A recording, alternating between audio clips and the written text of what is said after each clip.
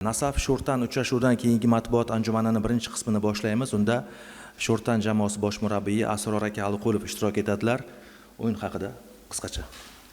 Assalomu alaykum. Avvalambor hamma yurtdoshlarimni bugun Arafa kuni bilan, ertangi ayyom bilan tabriklayman. O'yinga keladigan bo'lsak, munosib o'yin ko'rsatishda maqsad qilgandik, lekin afsus buni uddala olmasak to'g'ri bo'ladi. Gollar standart holatdan 3 ta gol. O'yin saviya bilinib qoldi. Sekinlik qildik. Ayniqsa markazdagi futbolchilarimiz to'p bilan ishlash, fikrlash tomonlama juda oqsadik. Hujumga chiqib ketishga qiynaldik. O'sha uchun ko'p to'p yo'qotdik oddiy holatlarda. To'psiz bu uqtirgandik. Nasafning kuchli tomoni bu. To'p nazorati, to'psiz bizni ana qilishi mumkin. Shuning uchun ko'proq to'p yo'qotmaslikni maqsad qildik, lekin uddala olmadik. O'sha uchun Nasaf jamoasini keyingi bosqich chiqqani bilan tabriklayman. Marhamat, savollar bo'lsa.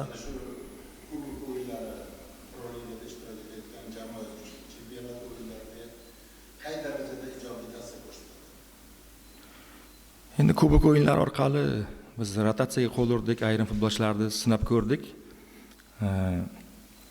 O'sha uchun Superliga jamoasiga ko'ryapsiz, hozir qarshilik ko'rsatish uchun jamoamiz tayyor emasligi ko'rinib turibdi. Rotatsiyalar ham qaysi tomonlama ayrim futbolchilar o'zini yaxshi tomonlama ko'rsata olyapti. Ayrim futbolchilar Pro Liga uchun ham biz ikkilanyapmiz uni keyingi bu o'yinlarda qo'yish uchun. Bu sinab oldik desak to'g'ri bo'ladi futbolchilarimizni.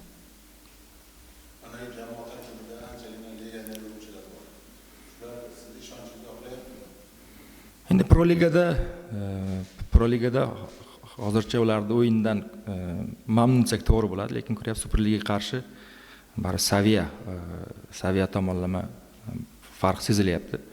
O'ylayman, bugun jamoaviy bu disiplina ushlab tura olmadi futbolchilar. Ayrim futbolchilar bu maydonda harakatlari bu jamoani qiyin holatga solib qo'ydi. O'sha uchun buni endi o'yindan keyin ko'rib chiqamiz va bu tomonlama ham ishlaymiz.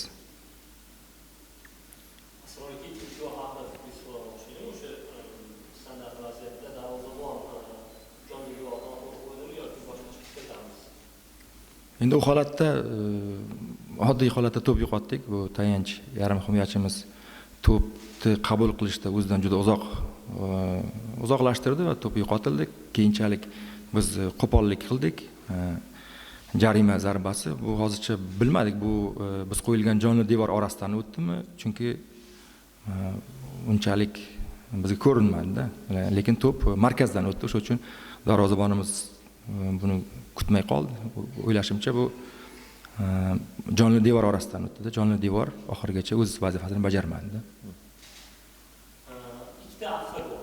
Bu bugungi o'yinda kelib chiqqan holatda avtogol sizga nima aytadi? Himoyachilar futbolchilar o'yinga tayyor emasligimi, jamoa Sho'rtanga nisbatan professionalroq ekanmi? Avtogol endi bu birinchi holatda darvozabon xatolikka yo'l qo'ydi. Bu ikkinchi qo'limdan Nasaf futbolchisi ushlab turdi.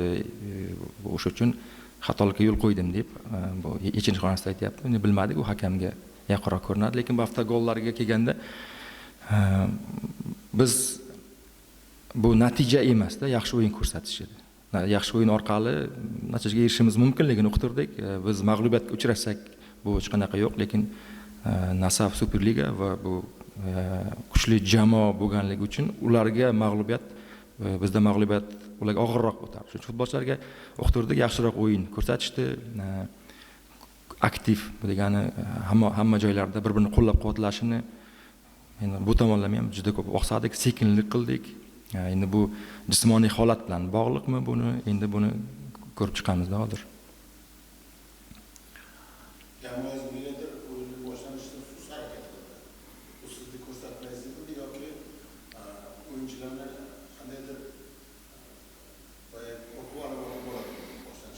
Endi aytamiz ko'p.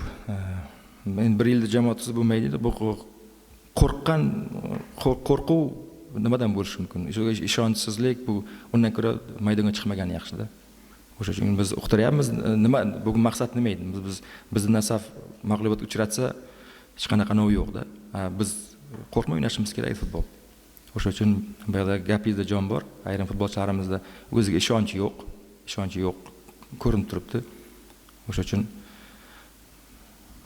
endi hozir yirik hisobda mag'lub uchratdik. O'sha uchun hamma narsani futbolchilarga emas, qayerdadir tayyorgarlik jarayonida biz ularga uqtirdik, yetib bormadi. Oson o'yin, ular kutgandir o'yin jarayoni va o'yinning bu tempi oshgan sari bizning futbolchilar ayrim holatlarda nima deydi? Bugungi o'yinga tayyormas deb ko'rindi-da. Azizak.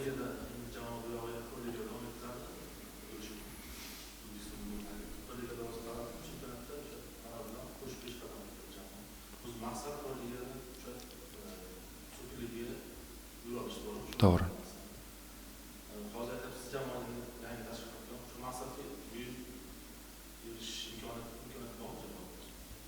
Endi shu rahbariyatdan shunaqa maqsad qo'yilgan. Biz o'shanga yarasha futbolchilar seleksiya qildik.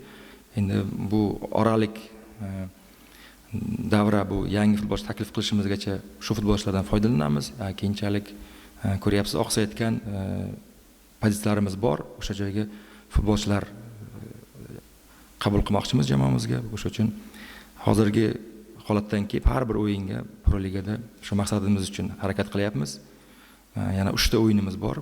Bu transfer oynasi ochilguncha endi futbolchilar tayyorlaymiz. Bu hozir 3 ta og'ir o'yin. O'sha uchun o'ylayman, hozir futbolchilar Pro Liga saviyasida yomon o'yin ko'rsatyapti, ayta olmayman, lekin har bir o'yinga ular tayyorlab shu maqsadga erishish uchun ishlayapmiz-da. Bo'ldim. Mayli, e'tiboringiz uchun rahmat. Sog' bo'linglar.